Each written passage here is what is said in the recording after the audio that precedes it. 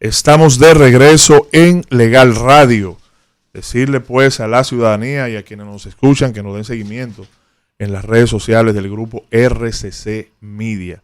Así que estamos contestes con lo que ha estado pasando durante toda la semana en nuestra realidad judicializada. Bueno, ha estado realmente con muchas cosas. Y mira, hay que tocar un tema porque realmente entramos ya en una fase política y en una fase, digamos, de garantías de derechos donde el Tribunal Superior Administrativo entra en consonancia con eso. Pero eso lo vamos a tocar después de que nosotros recibimos de Roberto Quirós. Esta no es la primera obra. Yo estuve en tu primera obra. Así Roberto, es, esta es la más reciente. que fue sí. Creo que en la universidad. Fue en la Universidad del Caribe. Del Caribe. Uh-huh. Ahí pusimos en circulación tu primera obra, Así que es. era sobre el sistema acusatorio. Así y es. las técnicas. Una obra que me leí muy bien, de cómo recogía muchas cosas, pero principalmente útil y práctica para... Así es. Para argumentar en ocasiones de las diferentes fases del proceso. Y esta obra, digamos que es ya una litigación penal avanzada. Digamos que es, explícanos tú, que sería ya un avance de la primera obra. ¿Y hacia quién va dirigido ya esta obra con esta especialización? Así es, nosotros seguimos todavía trabajando para estos abogados de recién ingreso. Claro, no implica que un abogado de la data, por ejemplo, de Manzano, no se interese en leer la obra, porque hacemos algunos aportes. Por ejemplo, él, que es muy conocedor de los temas de los incidentes, porque Manzano ejerce en otras materias. Sí. Pero los abogados penalistas, principalmente los que se entienden que son grandes litigantes, muchas veces desconocen el tema de los incidentes. Entonces, temas como este, de los incidentes en materia procesal penal, lo que tiene que ver con extinción, prescripción, nulidad y esas situaciones, nosotros las planteamos aquí a modo de que los abogados se vayan interesando en ello. Las excepciones del 55. Exactamente, del 54 y siguiente, sí. Y, por ejemplo, los temas de los recursos en cuanto por ejemplo, el recurso de oposición. Muchas veces los abogados desconocen en cuáles etapas se pudiera proponer un recurso de oposición, si procede la oposición sobre la oposición, entre otros elementos. Aquí traemos también como novedad un capítulo que las universidades deberían enseñarlo, y es la relación entre el abogado y el cliente. Cómo relacionarse con un cliente. Si yo como abogado pudiera asumir la defensa de dos personas en un mismo proceso. Si eso sería ético, o si eso, de hecho, hasta si sería justo para las personas que yo voy a defender, de que yo mismo asuma la defensa de dos personas y que una de esas personas tenga más compromiso que otra en el proceso. ¿Cómo tú como abogado asumirías ese papel? Y si hay etapas en las que tú pudieras hacerlo y hay etapas en las que ya te generaría unos intereses contrapuestos con alguno de esos clientes. El tema del papel del abogado litigante. Volvemos también a tocar algunos elementos de argumentaciones, aunque no somos expertos en temas de argumentación. Yo digo, soy bueno destruyendo los argumentos, tal vez no construyéndolos, pero le hacemos algunos aportes para que los abogados, estos nobles abogados que están interesados en entrar en el mundo jurídico, principalmente en la parte procesal, tengan esa noción. Cómo conocer una medida de coerción, una audiencia preliminar, un juicio de fondo, cómo introducir una prueba nueva, y también un dossier de sentencias del Tribunal Constitucional, principalmente en la ratio decidendi, que pudiera impactar en alguna teoría de caso y darle resultado en un proceso. Generalmente eso es lo que traemos en este libro. Traemos también como novedad lo que tiene que ver con la duda razonable, el tema de la revisión penal, que hay mucha confusión con el tema de la revisión penal. Qué bueno que lo toca, porque te iba a preguntar sobre eso. Tú sabes que inicialmente, cuando estábamos identificando las noticias de Legal Radio, hablábamos del caso de Miguel Tejada, sí, que aparentemente había acudido a una revisión penal, le fue rechazada, y en el día de hoy pues confronta, ¿verdad?, ante el juez de la ejecución de la pena la posibilidad de que sea constituido en prisión. ¿Qué es la revisión penal para la ciudadanía en general? Que es un recurso ya sumamente extraordinario. Así es, la revisión penal, así mismo como usted lo plantea, es un recurso extremadamente extraordinario y que procede contra decisiones que ya son definitivas, firmes, que han adquirido la autoridad de cosa irrevocablemente juzgada, y se iría por ante la Suprema Corte de Justicia, la segunda sala específicamente, a revisar de cara a unos supuestos que están en el artículo 428 del Código Procesal Penal, y respecto de si se encuentra alguno de esos elementos, entonces usted pudiera proponer para que la Suprema revise su proceso y pudiera dar una decisión que le favorezca. Por ejemplo, para poner en mejor contexto, un caso en el que no pudo ser cometido por más de una persona, pero hay 2 personas guardando prisión o condenado por ese proceso. O un caso en el que la persona que se dice que estaba muerto, no estaba muerto, sino de parranda, y aparece vivo. Y con esa constancia usted puede proponer su revisión. Estamos hablando de pruebas nuevas que surgen después del proceso, que pueden cambiar el curso de la decisión. Es correcto. Igual pudiera ser un cambio en la jurisprudencia. En la jurisprudencia. Pudiera ser un cambio en la ley. Si la ley ahora mismo despenaliza, por ejemplo, los temas de simple posesión de droga. Si se aprobara el proyecto de código que hay, que plantea en materia de secuestro, divide en una primera fase lo que es el rapto, ¿verdad? De donde todavía no se ha pedido el cumplimiento de alguna condición o la entrega de algún dinero, y que esa primera fase, quien participe, el código dice que ya no será una pena de 30 años cerrada como lo plantea la ley. Pero usted habla del proyecto del Código Penal. Sí, correcto. Si que no es novedoso ya. No es tan novedoso. Habrá que hacerlo otra vez. Pero lo que digo, si se aprobara ahora mismo, quien estuviera condenado por secuestro y solamente participó en esa primera fase, pudiera pedir una revisión penal, porque el código va a traer penas menores que lo que plantea la ley de secuestro. Manzano participó en la redacción de ese código, ¿usted sabía? Sí, y ahí se trata el rapto hasta por días, es decir... Va a tener que trabajar otra vez porque ya hay conductas ahí que No, yo no vuelvo a eso, jamás. A mí que mire, Congreso, a mí no me invite a nada, ni a ninguna revisión, ni a ninguna interpelación de ninguna ley. Eso es una pérdida de tiempo, escúchame, Quiroz. Solamente iría a las reformas de ampliación de la Defensoría del Pueblo. Pues le vamos a invitar. Claro. ¿Sabes que ahorita, Quiroz, hablaste del conflicto de intereses que pueda darse entre 2 imputados y un abogado que decidiere en un momento asumir una defensa en donde uno que otro puede haber tenido, o sea, si procede o no es una representación, si es ético? Sin embargo, estamos analizando ese conflicto de intereses en un escenario donde, por ejemplo, el marketing legal ha venido cobrando cierto nivel de avance, lo que se consideraba un mito, que el abogado se promoviera a través de las redes sociales, a través de los diferentes medios.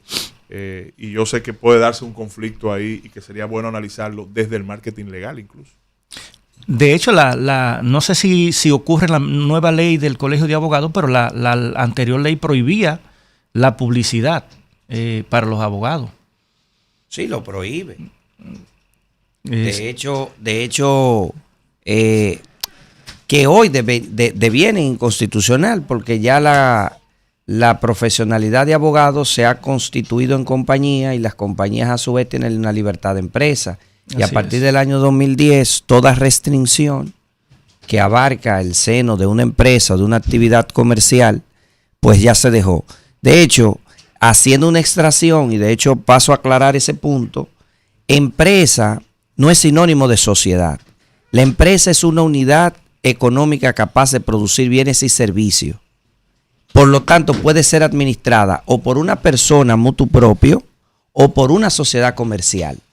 Entonces, debemos de no llevar a confusión o que pensar que son sinónimos el hecho de que una empresa y una sociedad comercial son sinónimas. No, la empresa es esa unidad económica, por lo tanto, una panadería, un chimi, eso es una empresa. Ahora, que lo administre un comerciante propio o un banco que sea administrado por una sociedad comercial, bueno, pues eso es otra cosa. Entonces, eso, desde el año 2010, el Tribunal Constitucional ha dicho que hay libertad de empresa, es decir, no libertad de sociedad, y ha dado 3 criterios. Que la libertad de empresa sea de la libertad en la forma en la que tú quieras constituirte, sociedad anónima, personalmente, responsabilidad limitada, comandita simple, comandita por acciones, los 12 categorías de sociedad. Ahora también especifica negociar en todos los aspectos del lícito comercio, salvo los sectores regulados, que son bancarios y eso, que no se permiten personas físicas, sino empresas. Y tercer, último aspecto, es en todas las leyes que restrinjan la competencia deben de ser destruidas. Por eso, hoy en día, la promoción del abogado en los medios y redes de comunicación deviene inconstitucional la prohibición del marketing jurídico. Sí, lo que pasa es, perdón, Quiroz, sí, que la profesión de abogado no es lo mismo tú salir mañana con un combo de 2 divorcios por 1, ¿entiendes?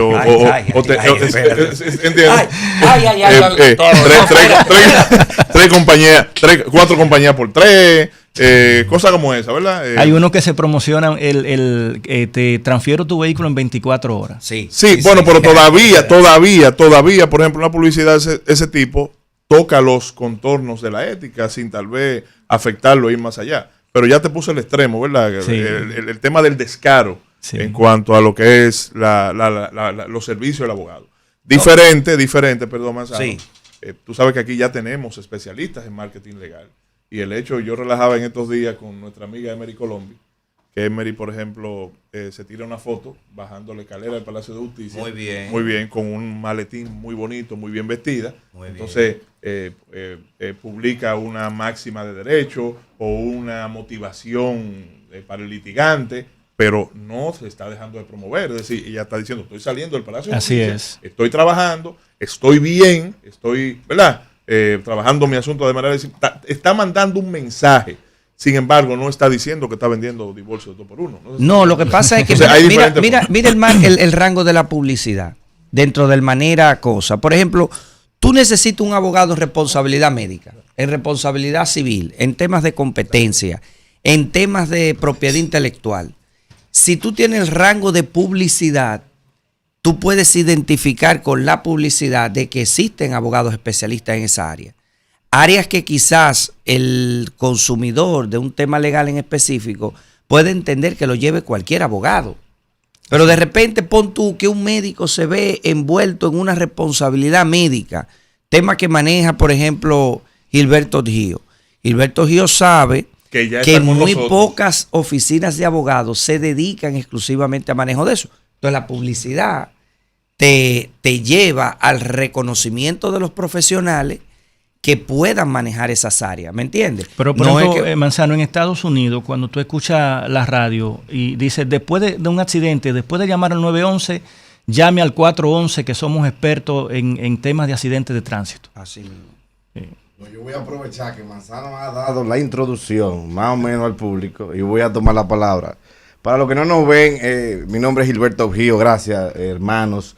Para los que nos están viendo por los medios, cualquiera que sea, de la tecnología. Medios digitales del grupo RCC Media. Una de las plataformas de comunicación que penetran más dentro del corazón dominicano. Oigan lo que les voy a decir, me interesa el tema. Porque yo hace muchos años empecé a implementar el tema de cómo hacer más visible la práctica profesional. En razón de que, como dijo Manzano, el tema de trabajar un subsector del derecho como el derecho médico hace que per se uno atienda un universo más restringido de personas que son los pocos que saben de eso. Entonces, para uno poder aumentar la posibilidad de ser contratado como profesional, el tema de implementar técnicas de mercadeo éticas es relevante y no se habla de eso. Escribir en el periódico, a mí siempre me dijo, por ejemplo, un gran maestro, amigo de todos nosotros, Carlos Salcedo, penalista, que uno de sus grandes aciertos en su desarrollo profesional fue mantener la columna permanente que siempre ha mantenido. Me interesó cuando te escuché y dijiste, bueno, los límites del mercadeo está en cómo tú no cruzas la barrera de la ética, como por ejemplo, hacer que o inducir a un potencial no litigante a litigar un asunto meramente por la captura de los honorarios involucrados en la gestión de algo fútil. O decir, acelera la decisión a el divorcio porque te voy a recompensar con un descuento. Entonces tú estás haciendo que la persona se comporte en una forma modulada para tú enriquecerte. Lo que el abogado puede hacer siempre es estar visible para la sociedad en su profesión. Lo que no debe hacer es hacer que la sociedad module su comportamiento haciendo más litigiosa o menos equitativo el ejercicio de los derechos a propósito de poder aumentar la capacidad de casos, flujo de trabajo que tiene. Yo entiendo que pudiera ser hasta una publicidad engañosa en muchas ocasiones cuando el abogado oferta, por ejemplo, menores plazos, tal vez hasta en contra de lo que la misma ley plantea, por simplemente captar el cliente. Y un resultado concreto. Exactamente. Sí, porque es que la gente no entiende incluso términos como el riesgo controlado. Tú tienes una perentoriedad, tú tienes un cúmulo de trabajo, tú tienes una mora judicial y tú como abogado, ¿verdad? Tú informas al cliente. Tú dices, no, mira, nosotros tenemos un riesgo de una proyección hasta tal punto porque la mora judicial en ese tribunal están fallando, por ejemplo, el mes de diciembre. Hay una mora judicial, porque te está diciendo que enero, febrero, todos los casos que quedaron en estado de falla a partir de enero, no se le ha tocado. Y hay algo importante, entonces, cuando Gustavo, hablamos, de riesgo controlado, cuando tú le dices al cliente, espérate, yo le voy a dar un seguimiento oportuno para verificar cómo va avanzando esa mora y te mantengo informado. ¿Cuál es el riesgo? Que todavía no sabemos si va a ser dentro de 4, 5, 6 meses que va a salir la decisión. Sin embargo, el abogado tiene la obligatoriedad de asumir un control. Y si tiene que asumir finalmente un pronto despacho o lo que fuera, que a los abogados no les gustan mucho, porque los jueces lo sienten como un boche que tú le estás dando. ¿Entiendes? A veces el abogado no quiere abrirse ese frente, pero ya cuando es necesario, pues lo hace. Entonces, entramos en esos riesgos controlados y tú mantienes, pero de ahí a tú garantizar en un tiempo específico y por eso contar con un bono de éxito en función de una... Entonces ya ahí sí tú estás sobrepasando con un puente y no chino a los contornos de la ética. Hay algo importante que hay que analizar y es que en nuestro país la nomofilaquia, es decir, el criterio jurisprudencial, no es en una sola línea. Es decir, aquí tú llevas un caso a 5 tribunales diferentes y tú vas a tener 5 decisiones diferentes. Aquí el caso tú no lo puedes analizar en razón de que la jurisprudencia se ha tratado de tal o cual manera. O sea, por ejemplo, tú estás denunciando que hay islas. No, él no está denunciando eso. No estoy denunciando nada. Estoy en un tema de proceder. Exacto. Perdón, un tema de proceder. En otros países, cualquier caso, el abogado lo puede analizar en función de lo que ya se ha decidido sobre ese caso. Aquí no, porque aquí sobre un solo tema tú puedes tener 5 sentencias diferentes. Tú buscas en la Suprema Corte de Justicia, por ejemplo, los criterios que tienen que ver en razón de un caso que fue muy, muy debatido en los medios de comunicación de excusa legal de la provocación o legítima defensa. Y tú de la Suprema vas a encontrar varias decisiones que te pudieran favorecer como no te pudieran favorecer. Así es. Sí. Bueno, de eso es que estoy planteando, de hecho, no en una denuncia pública. No, yo sé, pero es un tema académico, pero es para provocar. Pero Manzano asume tu representación. No, lo que pasa es que sé. Mira, eso es tan así que España creó un delito que se llamaba la prevaricación judicial, no aquella mencionada con actos de corrupción para favorecer, sino para aquel juez que se aparte de la interpretación del derecho, porque los efectos casacionales muchas veces se mencionan en los tribunales inferiores y no son acatados. Entonces, esa falta de el apartamiento del derecho de manera intencional, que un determinado delito que se considere un homicidio involuntario, te apartes completamente y lo conviertas, entonces se creó ese delito de prevaricación judicial. En Estados Unidos hay una página que se llama la Sentences Commission, que ustedes lo pueden buscar, que en la parte sur, así mismo como dice, se considera legítima defensa el mero hecho de introducirte en el jardín, aún no haya verja, da lugar a que la persona le responda con disparo, pero te fijas en otra parte de otro estado y eso no es constitutivo de legítima defensa hasta que no haya un principio de agresión. En uno, un delito son 10 años y en otro estado son 40. Sí. Y más en esos estados cerrados, conservadores. Eso obligó a Estados Unidos a hacer una página de internet completa para que digamos allá, como allá no hay jurisprudencia, sino precedente, que se debe de aplicar cualquier sentencia de cualquier tribunal que ante el mismo hecho te beneficie, entonces se creó ese Sentences Commission. En República Dominicana nosotros seguimos con la escuela de que la jurisprudencia es simplemente una fuente de interpretación de la norma cuando el juez se entienda confusa y con una débil. Y hay un asunto, una sentencia no hace jurisprudencia. La sentencia tiene que ser, para convertirse en jurisprudencia, un criterio reiterado en el tiempo.